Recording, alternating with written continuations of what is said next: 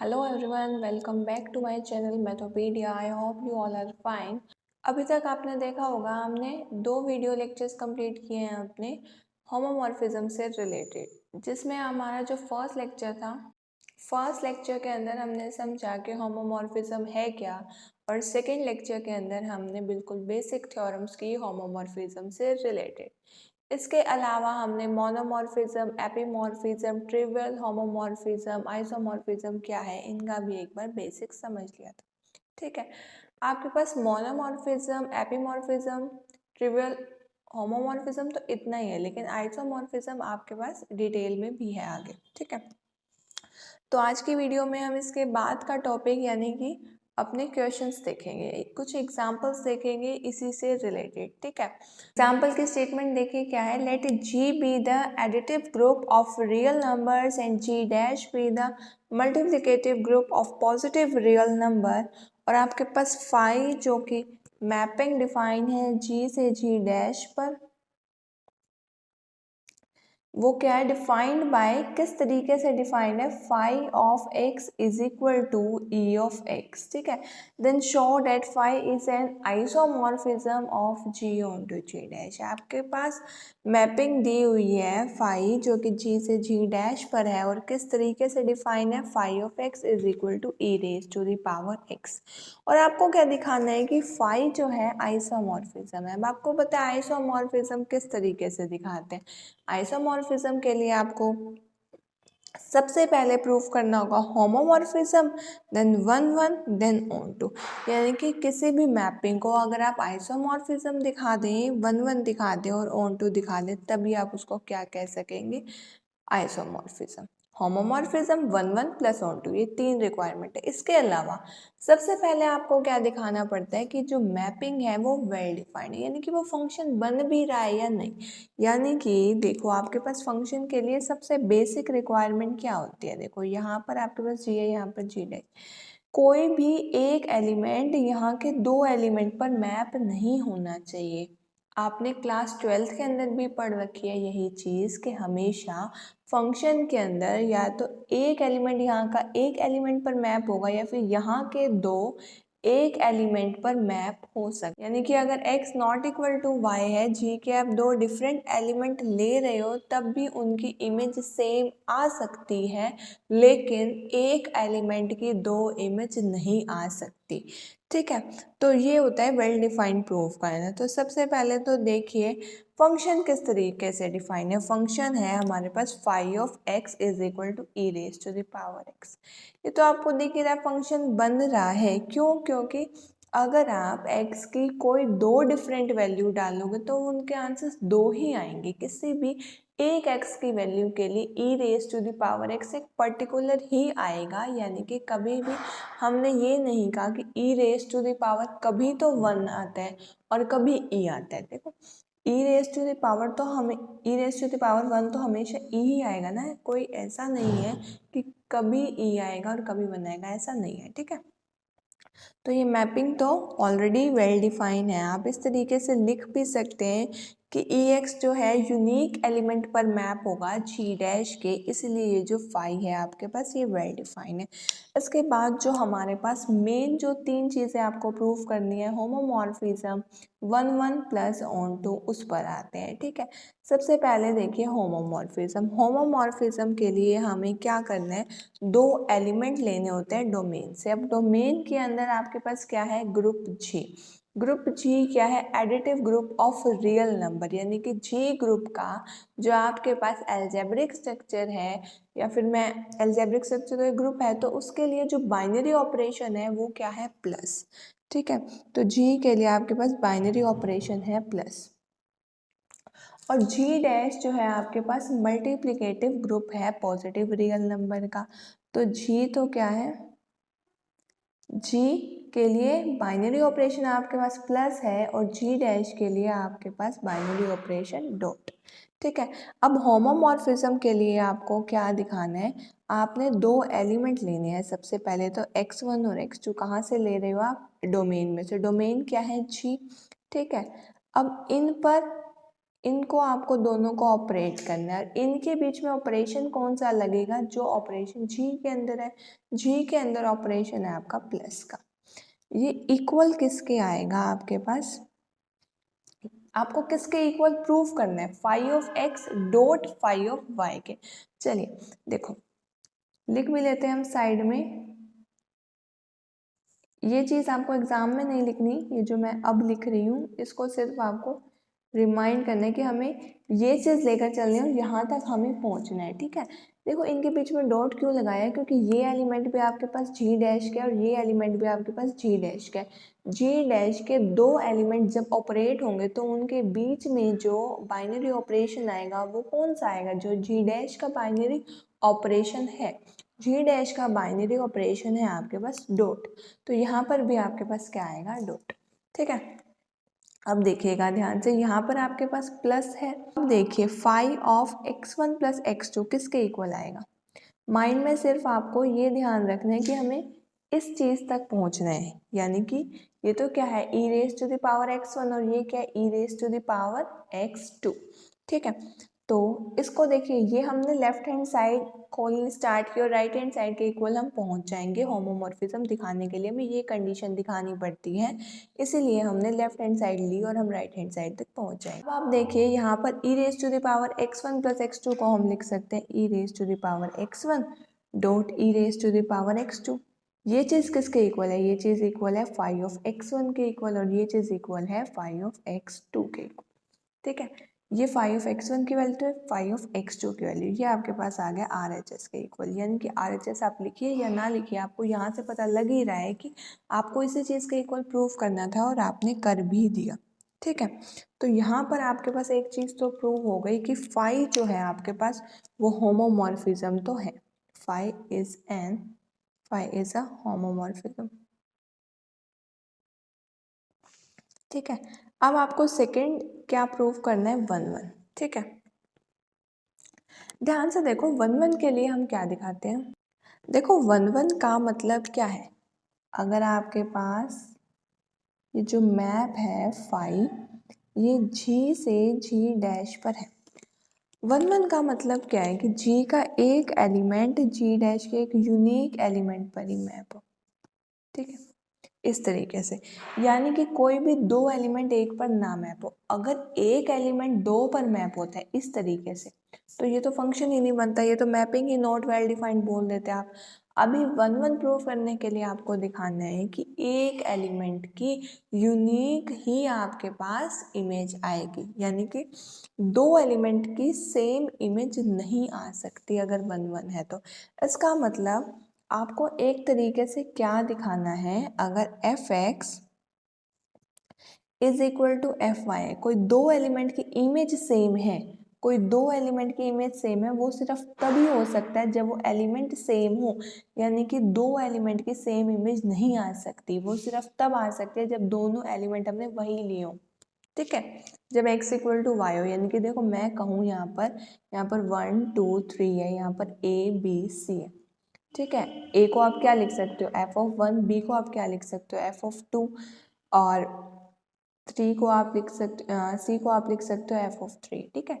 तो 1 की इमेज यहाँ पर a है, 2 की इमेज b, आप ये नहीं कह सकते कि b की दो प्री इमेज थी, ठीक है। तो इस तरीके से आपने ये चीज़ ध्यान रखनी है। अब चलिए हम 1 1 दिखाते हैं इसको। यहाँ पर सबसे पहले लेकर आपको क्या चलनी है कि दो एलिमेंट की इमेज सेम, तो हम लेकर क्या चल रहे हैं, लेट फाई ऑफ x1 जो है आपके पास फाई ऑफ x2 के इक्वल है, जहाँ पर आपके पास x1 और x2 एलिमेंट आपने लिए हैं डोमेन से। ये डोमेन से लोगे तभी तो ये एलिमेंट पूरा फाई ऑफ x1 कोडोमेन का बनेगा ना। अब आपको पता है under mapping phi of x किस तरीके से डिफाइन है, आपके पास e raise to the power x, यहाँ पर x x1 है और यहाँ पर x2, ठीक है, इस तरीके से आपके पास डिफाइन है। अब आपके पास अगर आप दोनों साइड लॉग ले लें, लॉग अप्लाई करेंगे आप जैसे ही, तो आपके पास ये आ जाएगा इस तरीके से, log e1 होते तो x1 is equal to x2, यानी कि दो एलिमेंट की इमेज आप सेम लेकर चले थे और आपने दिखा दिया कि वो एलिमेंट इक्वल ही है, यानी कि ये क्या आ गया 1 1, यानी कि कोई भी दो डिफरेंट एलिमेंट के लिए उनकी इमेज एक सेम नहीं आएगी, ठीक है। तो ये था हमारा 1 1 का कॉन्सेप्ट। अब हम इस क्वेश्चन में होमोमॉर्फिज्म और 1 1 दोनों ही दिखा चुके हैं। अब हम चलेंगे ऑन टू की ओर। ऑन टू के लिए आपको पता है, आपने क्लास 12 के अंदर भी स्टडी कर रखा है। अगर आपके पास यहाँ पर जी था और यहाँ पर जी डैश था, इनके अंदर फाई डिफाइन है, ठीक है। आपको ऑन टू के लिए क्या दिखाना है कि जी डैश के हर एलिमेंट की हमें प्री इमेज मिलेगी, यानी कि जी डैश के हर एलिमेंट की प्री इमेज एग्जिस्ट करेगी ही करेगी, ठीक है। तो आपको जी डैश का कोई भी एलिमेंट ऐसा नहीं मिलेगा जिसकी प्री इमेज एग्जिस्ट ना करे, ठीक है। तो चलिए हम एक एलिमेंट ले लेते हैं y be an element of g dash, ठीक है। जी डैश का आपने ले लिया एक एलिमेंट। अब आपको इसके लिए एक x ढूंढना है जी में से। अगर आप देखो y आपने कोई आर्बिट्रेरी लिया है, कोई पर्टिकुलर एलिमेंट तो नहीं लिया ना। तो अगर आपके पास हर y के लिए एक आपके पास x मिल जाता है belong to x, belong to G, तो आपका काम बन जाएगा। तो चलिए वही करते हैं अब हम। यानी कि एक तरीके से मैं आपको कहूँ तो मैं ये कह सकती हूँ कि we have to find an x belong to g such that phi of x is equal to y arbitrary है, x आर्बिट्ररी है, y आर्बिट्ररी एलिमेंट है जी डैश का, यानी कि कोई भी एलिमेंट लिया है जी डैश का, कोई स्पेसिफिक एलिमेंट नहीं लिया, और x कोई भी एक एलिमेंट है जी का। तो आपको ये दिखाना है कि हर जी डैश के एलिमेंट के लिए आपको जी के अंदर एक ना एक एलिमेंट मिल जाएगा, ठीक है। तो चलिए e x is equal to y, कहना तो यही चाह रहे हैं ना कि यहाँ से आपको ये चीज़ मिल गई कि हर वाई के लिए आपको एक एलिमेंट मिल जाएगा such that e x is equal to y, ठीक है। इसका मतलब क्या है कि आपके पास x की वैल्यू क्या आ गई, log ऑफ y। अगर मैं log बोथ साइड्स ले लूँ तो आपके पास x is equal to log y आ जाएगा। इसका मतलब for each y belong to g dash, ठीक है।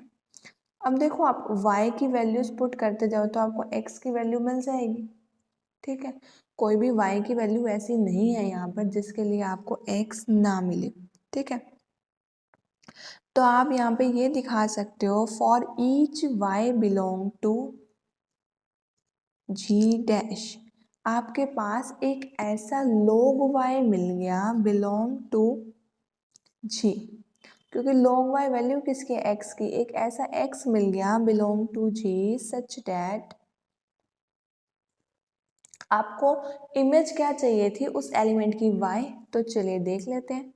एक ऐसा एलिमेंट मिल गया x जिसकी वैल्यू क्या है आपके पास log ऑफ y, ठीक है।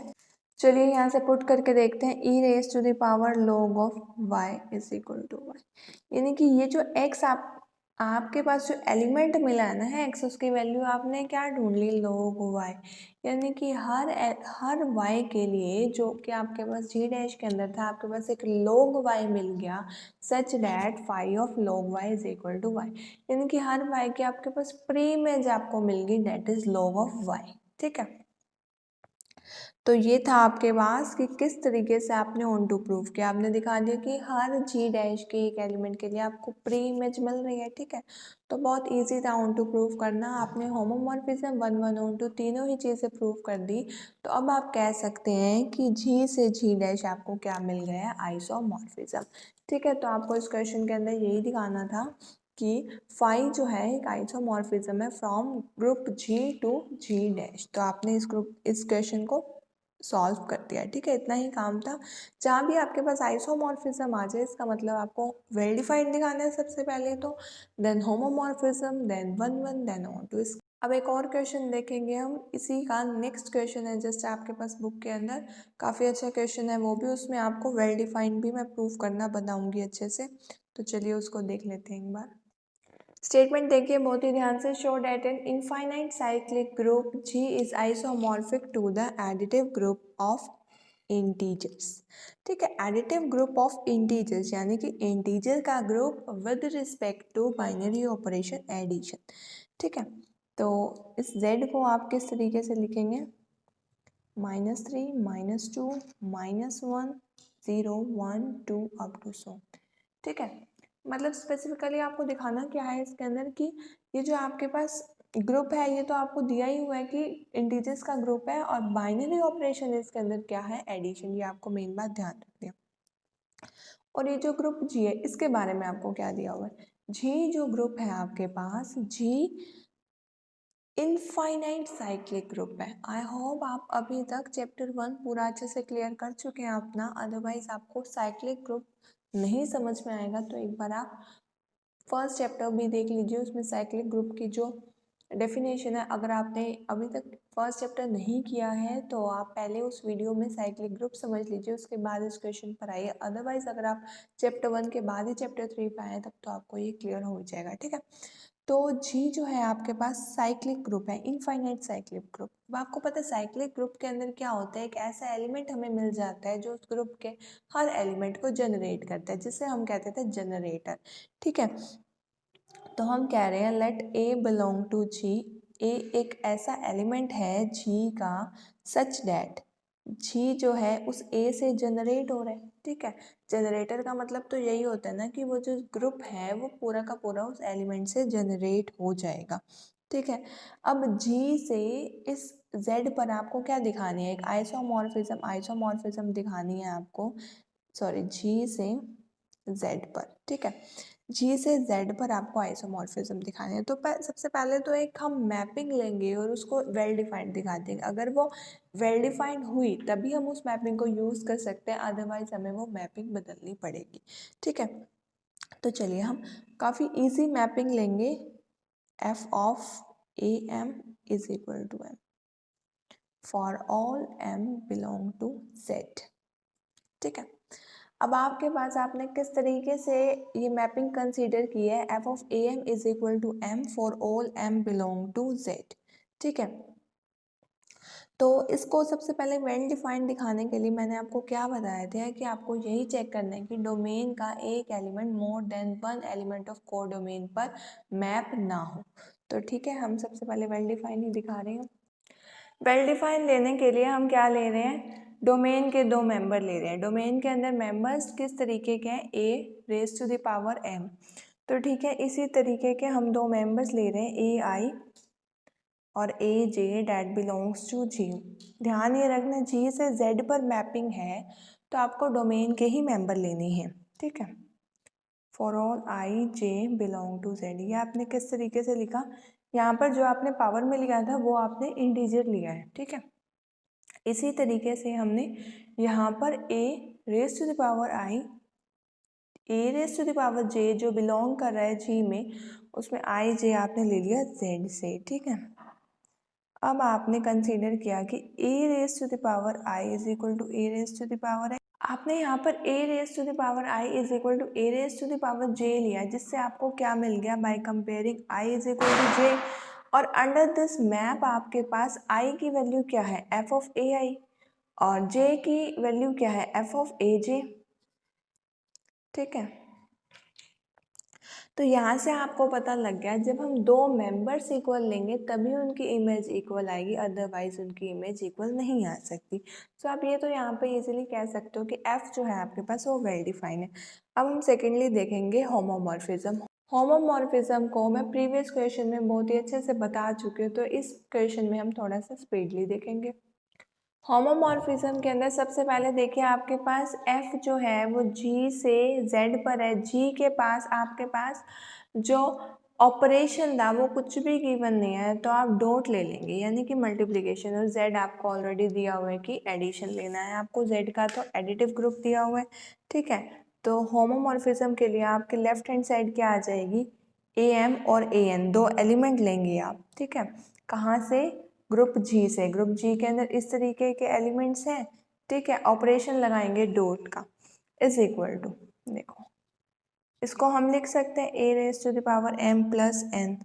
अब इसकी वैल्यू क्या आएगी, अंडर द गिवन मैप जो हमने कंसीडर किया m प्लस n, ठीक है। अब m को आप क्या लिख सकते हैं, m को हम लिख सकते हैं f of a raise to the power m, और n को हम लिख सकते हैं f of a raise to the power n, ठीक है। यहाँ पर आप लिख भी सकते हैं for all m n belong to z, ठीक है, for all m n belong to z. यहाँ पर आपने लिया क्या था, f of a raise to the power n dot a raise to the power n, दोनों ही एलिमेंट थे जी के, उनको ऑपरेट कराया और दिखा दिया कि वो इसके इक्वल है। दो आपके पास ये जेड के मेंबर्स हैं और ऑपरेशन भी क्या है, जेड का। ठीक है, तो यानी कि एफ जो है आपके पास होमोमॉर्फिज्म भी आपने दिखा दिया। अब हम दिखाते हैं इसको 1 1 1 के लिए वही काम, इमेज आप लेकर इक्वल लेकर चलेंगे। ठीक है, दो एलिमेंट की मैंने इमेज इक्वल ले ली for all m n belong to z। ठीक है, दो एलिमेंट की मैंने इमेज इक्वल ले ली। अब इसका अंडर जो आपके पास मैपिंग कंसीडर की है उसको ऑपरेट करें तो आपके पास इसकी वैल्यू m आ जाएगी और इसकी वैल्यू आपके पास आ जाएगी n। अब m को आप देखो, इसी चीज़ को आप ये लिख सकते हो क्योंकि कंपेयर करने पे बेस सेम है तो m इक्वल टू n आएगा, तो m इक्वल टू n से भी आप ये इम्प्लाई कर सकते हो a raise to the power m is equal to a raise to the power n। ठीक है, तो आपने क्या दिखाया कि एलिमेंट्स की इमेज इक्वल आप लेकर चले थे और आपने क्या दिखा दिया, एलिमेंट्स भी वो इक्वल है, देयरफॉर f इज 1 1। ठीक है, अब नेक्स्ट हमें लास्ट दिखाना है f इज ऑन टू। ठीक है, वेल डिफाइंड हम प्रूव कर चुके हैं, होमोमॉर्फिज्म दिखा चुके हैं, 1 1 दिखा चुके हैं। अब दिखाने की बारी आई है ऑन टू। ऑन टू के लिए आपको क्या दिखाना है, जस्ट हर एलिमेंट जो कि z का है आपको उसके लिए प्री इमेज मिल जाएगी। वो आपको क्लियरली दिख ही रहा है, कोई भी आप एलिमेंट ले लो के।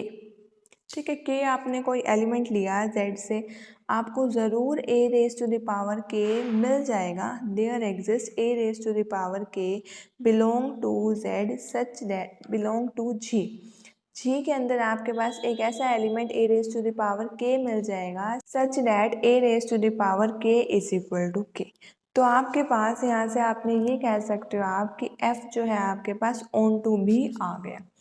f homomorphism well defined 1 1 on to सब दिखा चुके हो आप, so we can say that g is isomorphic to z where z is the group of integers। ठीक है, g का आपके पास ऑपरेशन नहीं दिया हुआ था, साइक्लिक ग्रुप दिया हुआ था। ठीक है, तो हमने खुद से कंसीडर किया कि उसका जो ऑपरेशन है वो डॉट का है। ठीक है, तो इस तरीके से ये क्वेश्चन करना था, काफ़ी इजी था, इसमें मैपिंग भी आपको खुद ही कंसीडर करनी थी।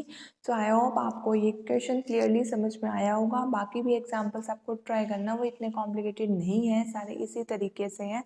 आई होप आपसे हो जाएंगे। ठीक है, तो अगर आपने अभी तक chapter 4, chapter 1 groups and rings का और चैप्टर 4 मेट्रिक स्पेस का नहीं देखा तो वो भी मेरे चैनल पर अपलोडेड है, आप जाकर देख सकते हो। एवं न्यूमेरिकल एनालिसिस का चैप्टर 5 भी अपलोडेड है। इसी के साथ साथ मेरे चैनल पर 10th 11th 12th के भी कुछ चैप्टर्स अपलोडेड हैं। अगर आपके कोई कजन्स, कोई नेबर्स या कोई फ्रेंड्स हैं तो आप उनके साथ भी उन्हें शेयर कर सकते हो। और अगर आपको मेरा कंटेंट यूज़फुल लगा हो तो प्लीज़ इसे ज़्यादा से ज़्यादा शेयर कीजिए। Thank you so much for watching my videos and giving me a lot of support. Have a nice day.